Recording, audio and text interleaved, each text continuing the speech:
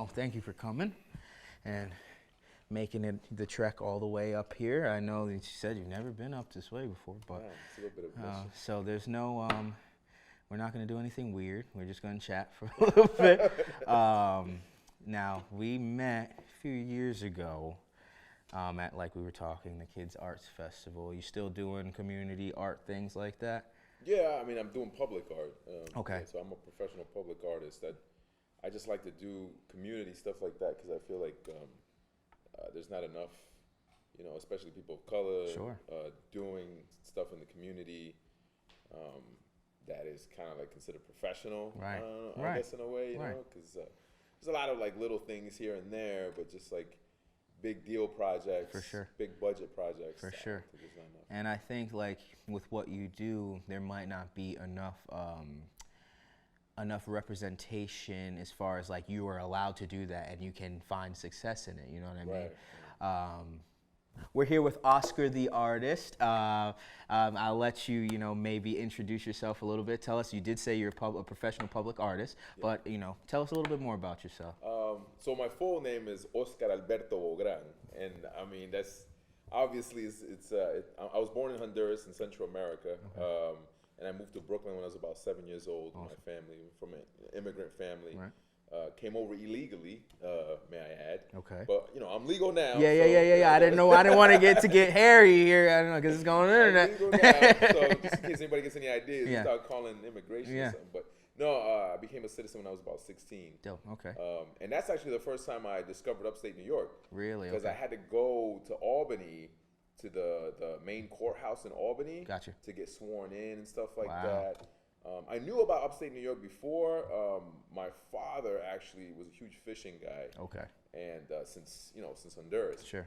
And he discovered like Sacandaga Lake. Oh, wow. I don't know how. Well, I don't know how either. Not from the city, but that's dope. Yeah, so he drove me up, I think, when I was like 10 years old. And I remember seeing the Adirondacks for the first time when I was 10 years old. Mm-hmm. And I'm a city kid. Sure. So I'm just like, I was in shock, like Yeah. just seeing all that nature, Yeah, And yeah. I was like, I told myself, if I ever settle down, You're gonna make it up this way. I'm gonna make it up there. Wow, that's inspiring to hear because I don't know if I don't think I've ever shared my background, but originally from Harlem.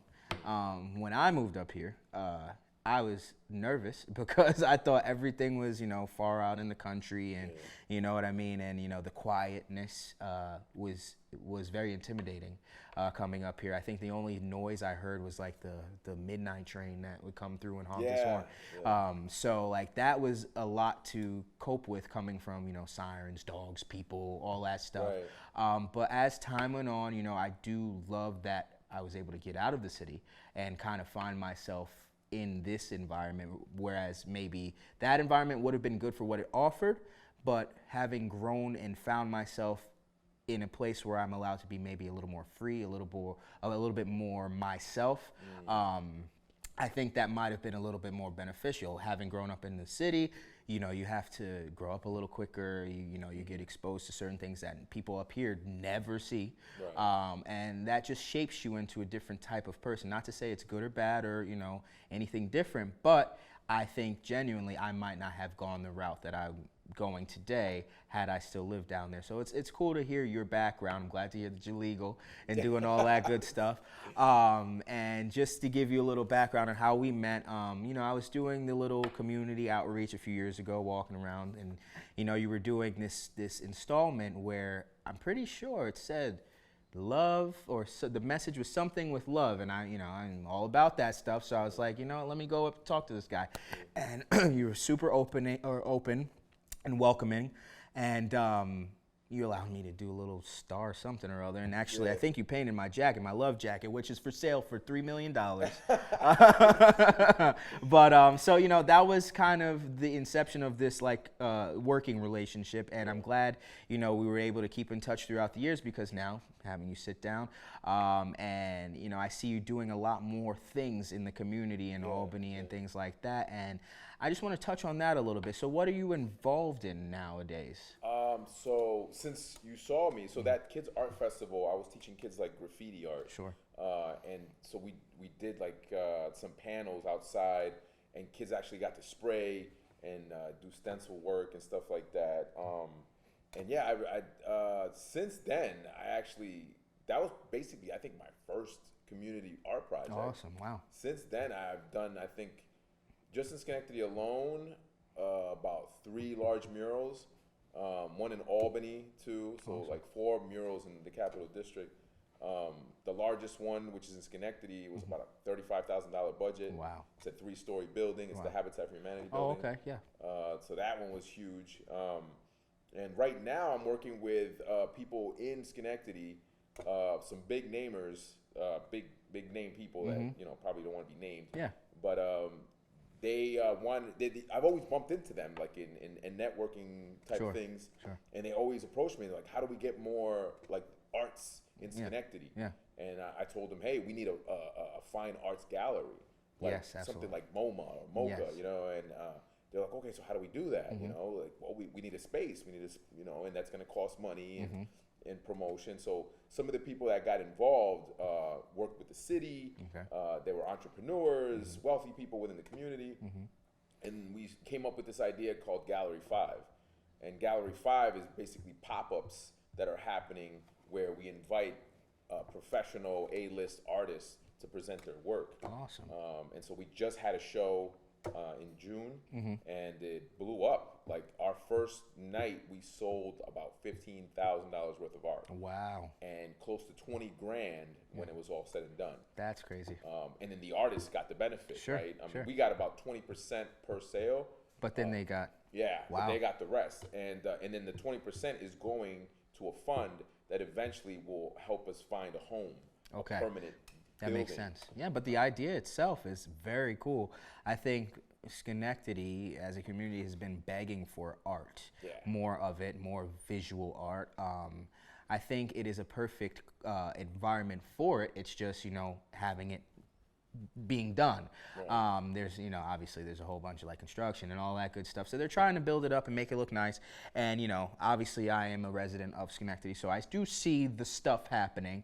And I think it's awesome to see murals with messages. I think, the one you're talking about on Habitat, it says believe.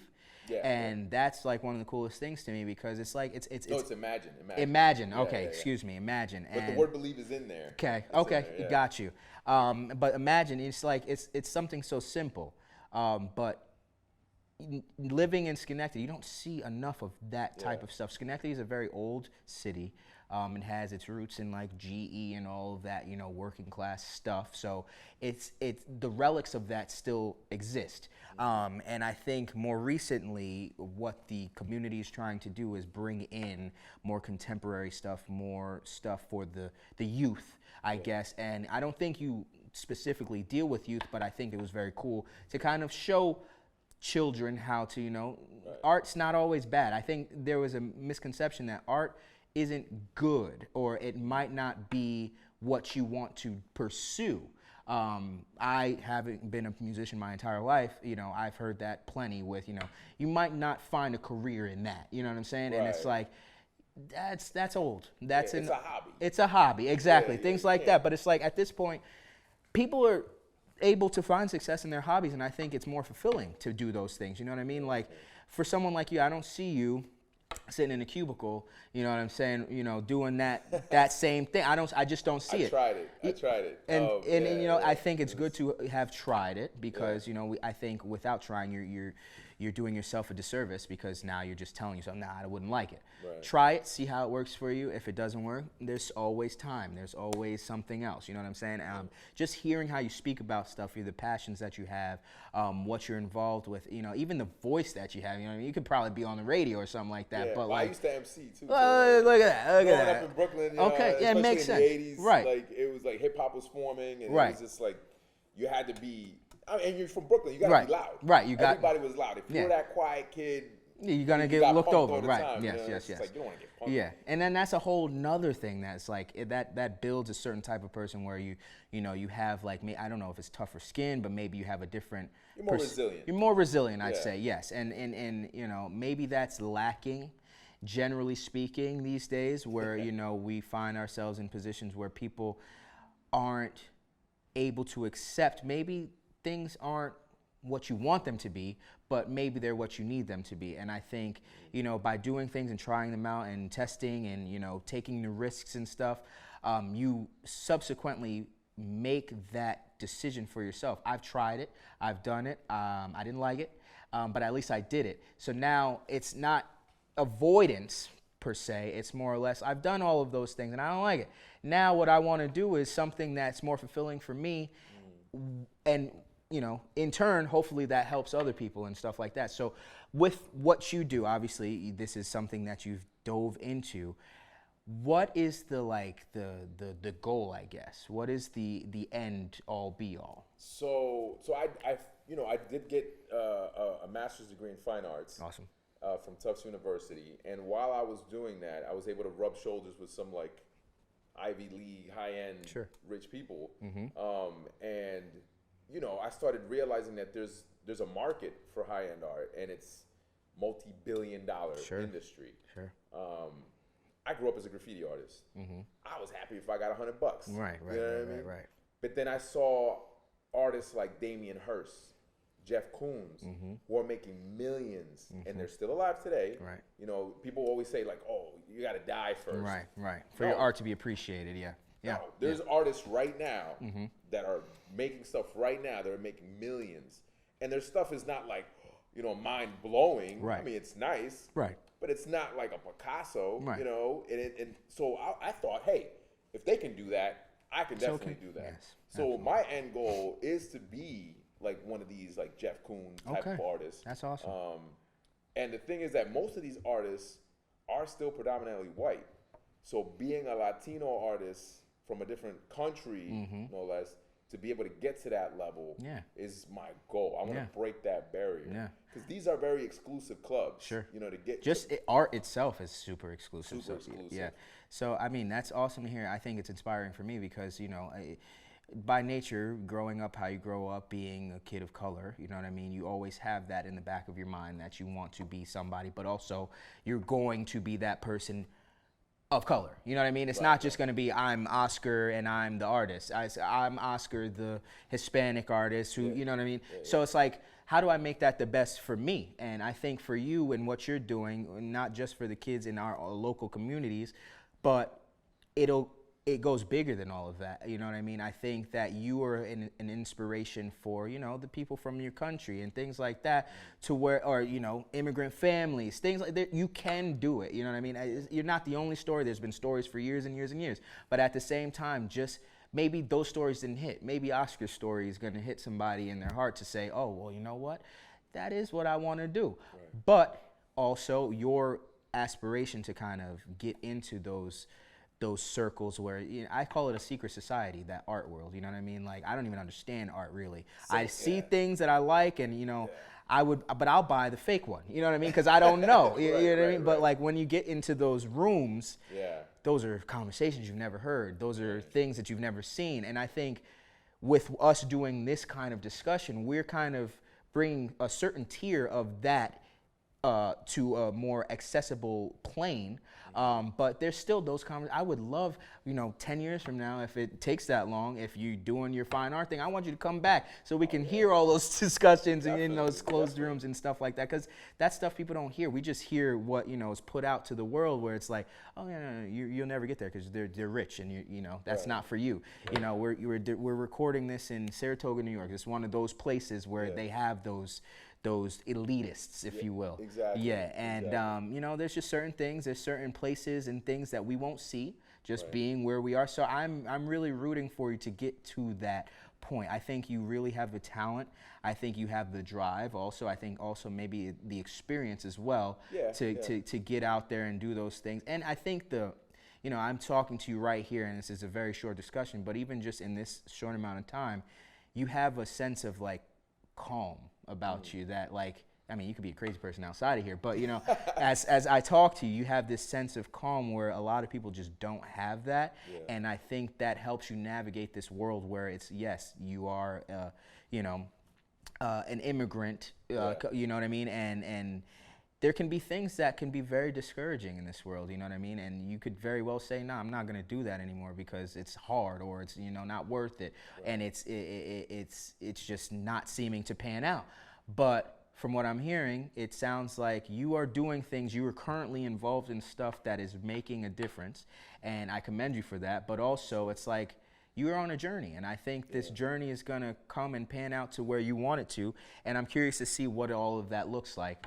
Oscar, I think, you know, we came into knowing each other in such a weird way. It was like walking down the street, but like I was chatting with someone prior, and it's just, sometimes it just takes that walk down the street and just the courage enough to say, "Yo, what's up?" Right. And just that could lead you down a path where you're brushing shoulders with X, Y, Z, or, you know, I'm talking to you, and, you know, I hope that you end up being a fine artist, because I want to say, I talked to this guy, you know what I mean, and I own his art, and it's the real one, you know what I mean, but, you know, that takes time, that takes effort, that takes determination, and really what we're about in this, and, you know, what I plan or hope to do with all of this stuff and chatting with you and people like you, is that we open up the idea of being determined, but also being passionate, and also being, you know, you don't have to throw away your passions to be a successful, respected individual in this world. We are coming into, I think, a time where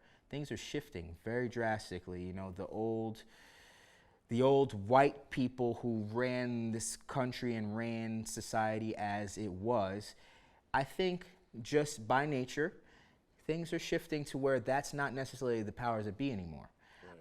So not saying we as in people of color, but just we as in maybe people who are on not the higher tiers of things can now get in and get into those rooms and get into those different locations where it just wasn't accessible before. And by doing what you like, that is how you're going to get there. It doesn't have to be the 9 to 5 in the cubicle doing the same stuff everybody and our parents did.